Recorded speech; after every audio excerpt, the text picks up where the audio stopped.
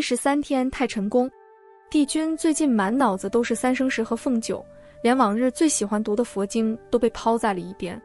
除了佛经之外，袅袅升起的白檀香烟和冒着热气的清茶，这2样帝君标配还是没变。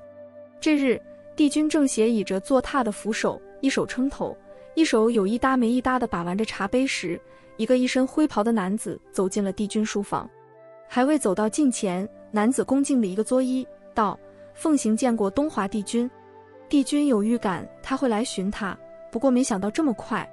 对于这个一直跟着邵婉忠心耿耿的奉行，帝君是了解的。奉行守了邵婉19万年不肯离开，如今来太晨宫找他，想必是与邵婉的弟弟仲隐有关。帝君对待故人一向客气，如果此时是司命或者连宋站在他面前，他不一定会抬眼，但是奉行的话，帝君还是有礼貌地抬头回应了他。虽然帝君自认为很有礼貌，但是你可以脑补一下他那本来就不会做什么表情的脸。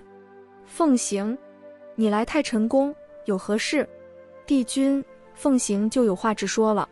奉行来找帝君是为了仲隐殿下。帝君一挑眉，收回看着奉行的目光，看向了远处，眼中神色复杂。他恨墨渊，恨天族，想要向墨渊报复。可是他并不打算杀墨渊，虽然他要动手的话，墨渊绝不会还手，但他不会杀了邵婉心爱之人。奉行心头一紧，与东华帝君阔别了19万年，他竟差点忘了帝君是何其智慧之人。帝君说得不错，仲隐不想杀墨渊，可却恨着墨渊，恨着天下。奉行曾不止一次劝过仲隐，可是他做思想政治教育工作的功力实在不到家，他最不会劝人。以前劝不住邵婉离墨渊远点，后来也劝不动仲隐放下仇恨。唉，想想真是失败。奉行不禁叹了口气，心想这就传说中的天意，在天意面前，谁能逆流而上，扭转乾坤呢？帝君说的一点没错，帝君果然英明不减当年。奉行一拱手，然而帝君36万年来听过的恭维话写在纸上排起来都能绕地球300圈了。比起这个，他更想了解仲隐有什么本事。那个白衣男孩在他眼中向来是安静倔强的，这样的人心中若是充满仇恨，该是比较棘手的一件事吧。于是帝君看着奉行，淡淡说道：“他打算怎么做？”只见奉行眼中立时染上深深的忧色，顿了一顿，以平静的就像讲一个跟他们都无甚关系的故事一般的语气说道：“帝君可听说过写蛊之术？会这一门秘术的人本来就极少，如今恐怕只有仲隐了。他什么都没有，只有心里的恨，也只有这恨就足够了。”奉行这样说，帝君可明白了。帝君着实一惊，写蛊这个词他已经有20多万年没听人说起过了。这一技术听着就令人脊背发凉，其威力也是不可小觑的。说到这里，就要讲一讲这20多万年前的事了。想当年，一族老一君，也就是秦苍的爷爷，就是被人施了这个术法，变得丧心病狂，一时间功力大增，天一魔3族大战一场。那会刚刚成为天地共主的帝君再次发挥了他以战止战的特长，将一族的气势压下来，否则于天下生灵将会是一场浩劫。再说这个施写蛊术的人，此人本是天族私战的军师，善文不善武，性子向来冷了些，一朝得罪了天族的首领，被架空了职位不说，还欺负他打架不好，设计了一个阴谋，杀害了他夫人。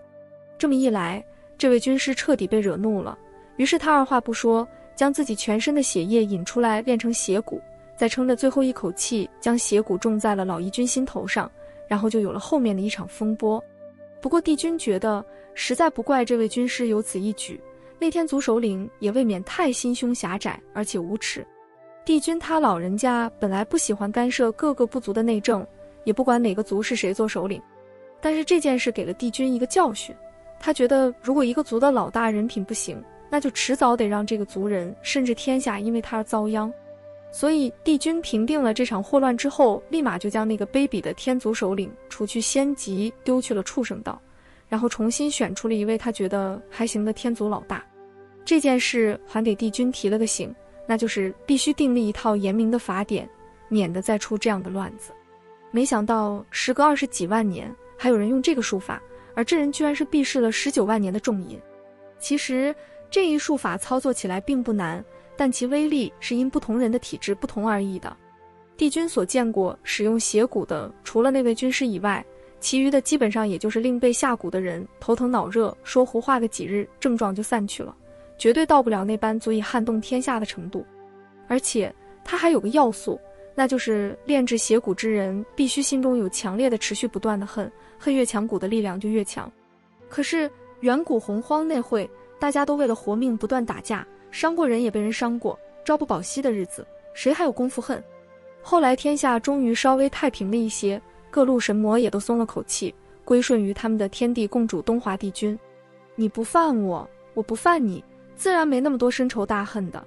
于是久而久之，这费力不怎么讨好的邪蛊术就渐渐被人们弃了。帝君记得，这邪蛊术有2种，一是用全身血液凝成，特点是成效快，威力猛，但相当于自杀，就像当年那位军师那样。还有一种是每隔749日后连续7日，每天辰时取3盏左腕脉搏之血注入蛊中，施以法力将其凝聚，其特点是成效慢，威力随积聚的时间长短而增强，对炼制之人的伤害也是慢性的，不过不至于丧命。而众饮十有八九是选择了第2种。那么问题来了，邪蛊术凝练的只是一枚邪蛊，它必须要有祭主才能发挥力量。如果炼制它的人将它种在自己身上，不仅会遭到严重的反噬，而且它的力量几乎体现不出来。那么众饮会将它落在谁的心上呢？如今虽然天下一片太平景象，但是一族擎苍的余党还有残留，魔族的7大魔君也为了争夺魔尊的位子争斗不断，这些不安定因素就像掩藏在平静水面下的暗潮。众饮既然等待了19万年，就一定有所准备吧。帝君转而又想起先前在张尾山时，他用读心术看到的凤行的想法。凤行认为复仇对众饮来说不是那么容易，不是因为他法力不够，更不是因为他受不住每49日的割腕之痛，而是因为他心中的仇恨活不了那么久。帝君不禁自问，到底是成还是败？天下是安还是乱？能够做出决定的到底是天命还是人心？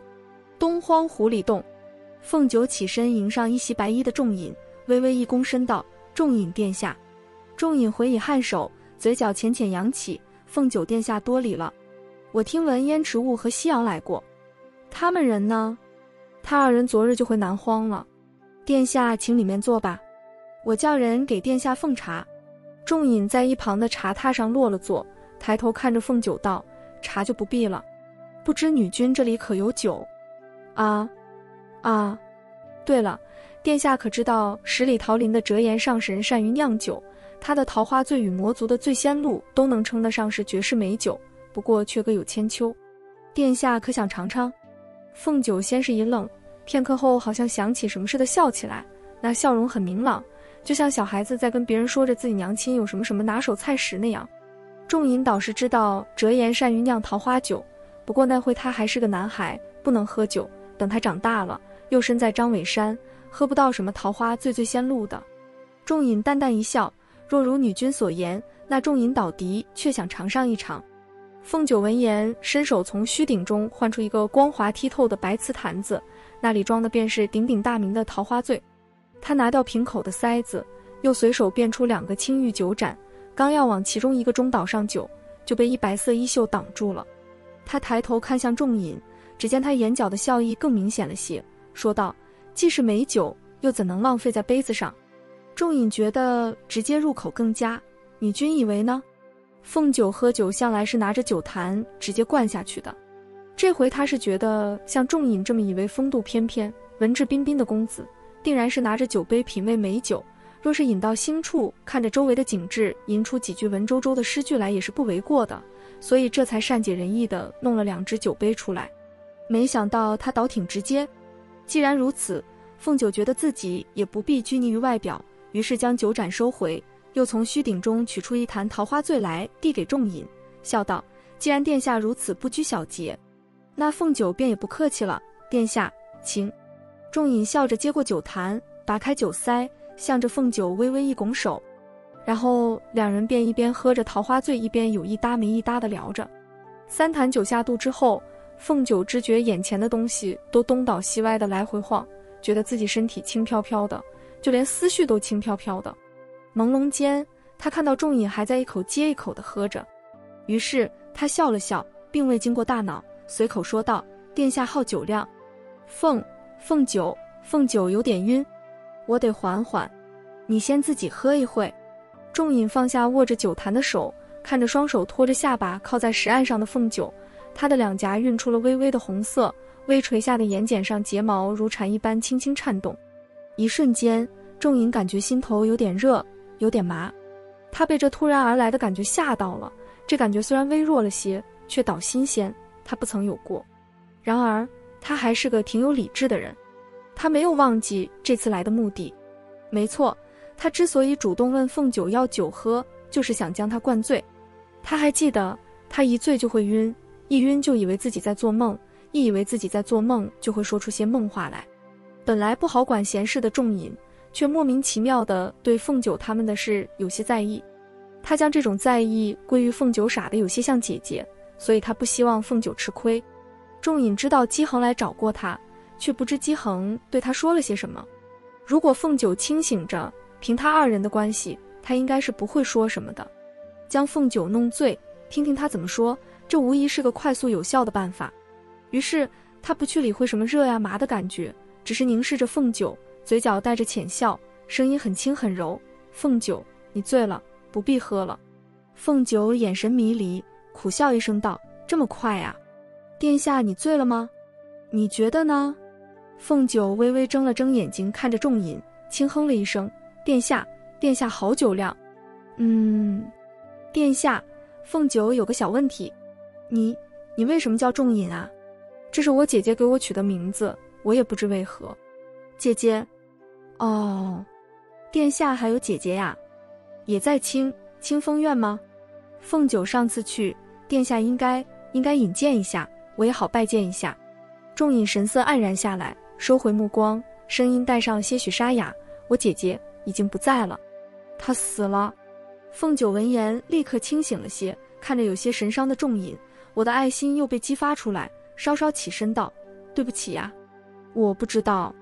殿下你也不要太难过，你姐姐肯定是希望你能快乐一些的。”仲隐抬起目光，重新看向凤九，眼中的哀伤消失无踪，倒是透出了一些明朗笑意：“无妨，都是往事，不提也罢。”凤九见此又颓然趴了下去，若有似无的一笑：“殿下能放得开就最好。听你的意思，你是有什么看不开的？”凤九转着此刻不怎么清醒的脑筋想了想，单手支起小脑袋看着仲隐：“殿下，你可爱过谁吗？”仲隐微顿了顿，道：“你所看不开之事与帝君有关。”凤九垂下眼皮，点了点头，叹了口气：“在我心里，他是最好的，更是唯一的。我之前听你与燕池雾说的，你与帝君没有缘分，所以你还在为此而伤情。”凤九撑着沉重的眼皮看了看四周，转而对仲隐说道：“此处也无旁人，殿下，我与你说，你可否为我保密？”凤九随意地瘫在桌上，不再用力支撑身体，连声音都变得轻松了些，而放松之中又带着几分疲惫。本来我以为我们既然无缘，那就放手也挺好的。可是他又来了，他说要我等他。这样的话，我觉得他也是喜欢我的。不对，应该是很喜欢，就像我喜欢他一样的喜欢。可是殿下，你知道吗？我听人家说，老天给你一样东西，就一定会从你身边拿走另一样东西。我还听说帝君他以前养过另一只狐狸。仲隐安静地看着沉醉于苦涩情思中的凤九，安静地听着他因为微微醉酒而缺乏逻辑的沉声絮语。果然如他所料，姬恒的性子到底还是没什么变化，到底还是找上了凤九。良久后，仲隐见凤九似乎是说得累了，小脸伏在环着的手臂里，只是轻声哼着音节难辨的短音。他伸手用了仙法，将远处他那挂在架子上的红色外袍拉过来，轻轻披在了他的纤弱却承载着沉重心情的肩背上。心悦君惜君不知，相爱之人最远的距离并不是生死，恐怕是命名两人都好好的，却因心中含着误会而不得心意相通。西南荒魔族，赤玉兰宣紫竹堂，刚从东荒回来的姬恒一进紫竹堂，就一下子跪在旭阳面前，梨花带雨，声泪俱下地说道：“兄长，此番你为了妹妹去求女君，这恩德妹妹永生不忘。”旭阳哪舍得姬恒这么跪着，见状马上上前去将他扶起，叹了口气道：“姬恒，想你堂堂魔族公主，要是肯，什么样的夫婿找不到？为何偏偏就放不下那东华帝君？”姬恒哭得更伤心了，那柔弱的身躯颤抖着，本来就惨白的脸更是毫无血色。“兄长，你不曾爱过一个人，你未必明白妹妹的心思。如今要妹妹放下已然是不可能了，那我就只有尽力一搏，或许还有一丝希望。”旭阳十分了解姬恒的脾气，在他钟情与东华帝君之前，喜欢过自己的贴身侍卫敏苏，无论那敏苏如何拒绝推脱，旭阳如何横加阻拦，都挡不住他痴心相负。最后知道敏苏是女儿身，这才就此作罢。这一回是东华帝君，昔日的天地共主，又曾是姬恒日夜相处过的老师，恐怕更难让他死心。旭阳看着自己这个从小就娇弱的妹妹，此时为了情又苦成这般模样，眼中尽是痛惜不舍和无奈。罢了，既然你痴心不悔，那为兄便不再劝你，你且掌握好分寸，断不要将自己逼得太紧。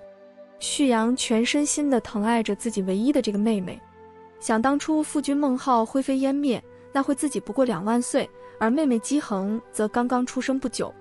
大概是自幼没有娘亲的呵护，姬恒的身体从小就很弱，1万多岁时还不慎中了秋水毒，一到稍微寒凉些的天气就浑身骨痛。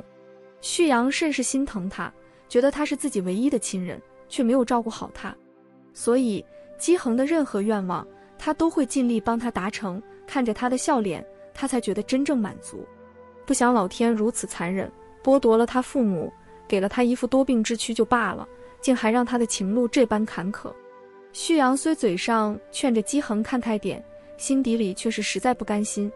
他只有一个念头，就是无论付出任何代价，只要能让妹妹得到幸福就好。这一日是小天孙阿离的700岁生辰。九重天洗无宫庆云殿内摆起了一桌家宴，聚集的都是白夜两边的亲戚好友。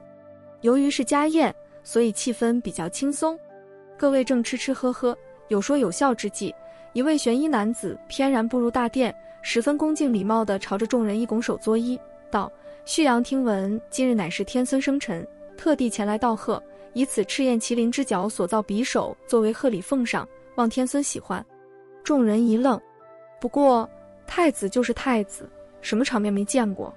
不足片刻，只听得夜华君开口道：“赤之魔君一番诚意，本君便替小儿谢过。只是今日乃是家宴，不知魔君前来是有何事？”旭阳露出一个和煦的微笑：“太子殿下英明，旭阳此番来确实有一事。”说着，他看向了坐在大殿一旁白毅和白珍中间的凤九。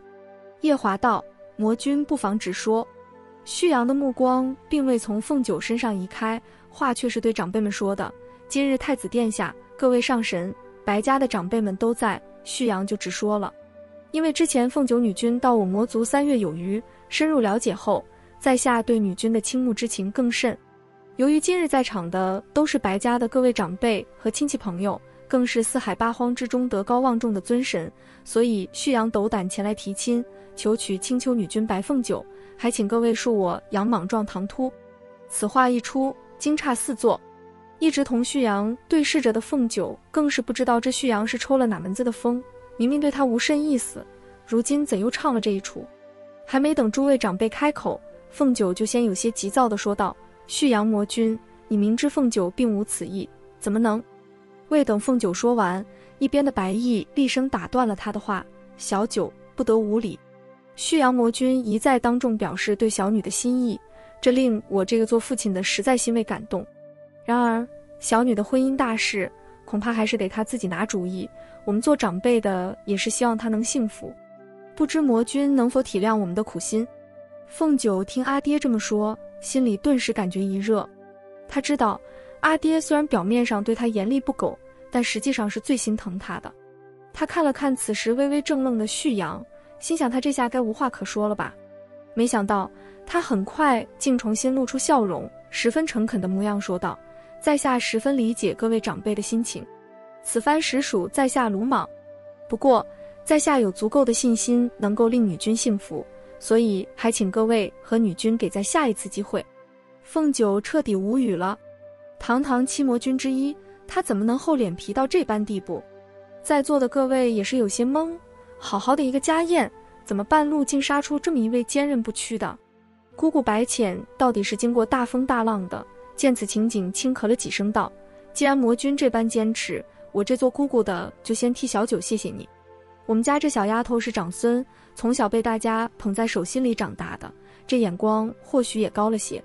她到底能看上哪位青年才俊，着实不是我们这些老人家能左右的。再加上缘分二字实在不能强求，还请魔君顺其自然。一旁白珍又补充道：是啊，魔君的诚意我们是有目共睹的，魔君的人品我们虽不十分了解，却也是有所耳闻的。如若殿下真心喜欢我们小九，便放手追求也无可厚非。只是这感情终究是两人的事情。旭阳倒是没有料到他此番放这大招会被白家人挡回来。据他的了解，白家长辈尤其是白毅是绝对想赶紧为女儿寻得一位文韬武略的良婿。难道真的是自己过于急躁了？或许应该慢慢来。正在旭阳心下有所思虑之时，只听得一道清脆却坚定的女声：阿爹，各位叔伯，姑姑姑父，请听小九说几句可好？夜华，说吧。只见凤九不卑不亢地迎上旭阳的目光，掷地有声地说道：旭阳魔君三番两次向凤九表明心意，这令凤九十分感动。只是凤九已然心有所属数百年，九尾狐一族认准谁便是生生世世，如若这样还违心与旭阳魔君一处，恐怕是辜负了魔君一番深情。倒不如早些与殿下言明，也好早些让殿下断了心思，另觅良人。几百年过去了，白家人看着凤九整天嘻嘻哈哈，绝口不提九重天上那位帝君，便都以为他有意放下那段情。谁知今日这情景下，他又这般郑重地提出来，想来这些年他定是苦苦忍耐，故意做出欢乐无忧的样子，不让他们操心吧。他说的也不错，他们九尾狐一族天性就是如此。想当年白夜二人也是千回百转，历经磨难也没能让白浅狠心忘情。只是比起白夜，凤九和那东华帝君的情路似乎更加坎坷，希望更加渺茫。看来他们白家的情节除了落在了白浅身上，更多的竟是落在了凤九这个小丫头身上。常言道，人生有八苦：生、老、病、死、爱别离、怨憎会、求不得、放不下。小九对帝君既求不得，又放不下，见是难，不见亦是难。白毅想着，本来以为小九遇到那青之魔君还有清风院少主，可以重新开始一段感情，所以方才对旭阳说要他自己拿主意。没想到转来转去，他还是转到帝君那。终归是自己的女儿，他若真决心不忘帝君，自己还真能将她硬逼着嫁与他人吗？可眼下这令人尴尬的场面，实在需要他这座长辈的说几句。于是他开口说道：小女年幼不懂事，魔君请不要介怀。只是小女有句话说的还是在理，如若她心里装着别人，又怎能欺骗魔君的感情？我们九尾狐一族脾气向来倔强了些，恐怕是辜负了魔君的错爱。旭阳心下完全傻了，他想，凤九说的那位忠义之人，莫不就是东华帝君了？他本身对凤九并无爱意，他到底喜欢谁他并不在乎，只是如果有凤九在，姬恒就难与帝君成就良缘。想到这些，他才孤注一掷，特意挑了这么个时机，趁着白家长辈都在来提亲的。他本以为迫于长辈的压力，凤九无法公然拒绝，他爹爹也会欣然接受他的提亲，将凤九嫁给他。